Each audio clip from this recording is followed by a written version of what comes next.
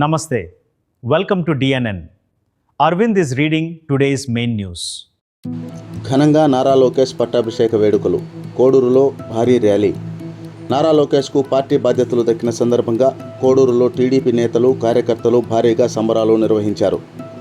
రాష్ట్ర చైర్మన్ కేకే చౌదరి పిలుపుతో కస్తూరి విశ్వనాథనాయుడు, బత్యాల చెంగల్ రాయుడు, మాచినేని విశ్వేశ్వర నాయుడు, పంతగాని నరసింహప్రసాద్ తదితర నాయకుల ఆధ్వర్యంలో బైక్ ర్యాలీ నిర్వహించారు. ఎన్టీఆర్ విగ్రహానికి నివాళులు అర్పించిన అనంతరం ప్రారంభమైన ర్యాలీ డీజే పాటలు, బాణాసంచా మధ్య పట్టణమంతా ప్రదర్శనగా సాగింది. కార్యకర్తలు జై లోకేష్ నినాదాలతో ఉత్సాహంగా పాల్గొన్నారు. అనంతరం శ్రీ వెంకటేశ్వర స్వామి ఆలయంలో ప్రత్యేక పూజలు నిర్వహించి 101 టెంకాయలు కొట్టి శుభాకాంక్షలు తెలియజేశారు.